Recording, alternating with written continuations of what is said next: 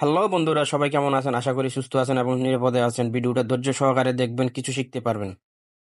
পরিবার, সমাজ, রাষ্ট্র, এই সব ক্ষেত্রে যদি উন্নতি সাধন করতে হয় তাহলে অবশ্যই তোমাকে সৎ এবং যোগ্য লোকের শাসন কায়েম করতে হবে। কারণ সৎ এবং যোগ্য লোকের যদি সমন্বয় না হয় তাহলে কিন্তু উন্নতি সাধন করা সম্ভব নয়।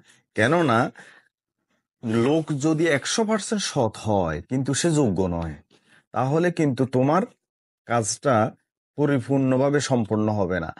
আর যদি লোক যোগ্য হয় কিন্তু সৎ না হয়, তাহলে তোমার সেখানে কার্যটা সিদ্ধি হবে না। কারণ ওই লোক যদি চোর হয়, তোমার প্রতিটা ক্ষেত্রে যেই কারণে তুমি যেই বিষয়ে লোক নিয়োগ করবে সেই বিষয়ে ওই পারপাস সার্ভ না হয়ে সে তার নিজের ভবিষ্যৎ গড়ার চেষ্টা থাকবে। এই জন্য প্রতিটা ক্ষেত্রেই স্লোগান হওয়া উচিত যে সৎ এবং যোগ্য লোকের শাসন। সৎ এবং যোগ্য লোকের শাসন যদি আমরা কায়েম করতে পারি তাহলে সমাজে শান্তি আসা সম্ভব। এই জন্যই চেয়ার কখনো তো খালি থাকে না, খালি থাকার কথাও না। চেয়ারে যদি যোগ্য লোক না বসে, সৎ লোক না বসে, অসৎ লোক বসবে, অযোগ্য লোক বসবে। তো এই জন্য সৎ লোকগুলা এগিয়ে আসা অত্যন্ত জরুরি।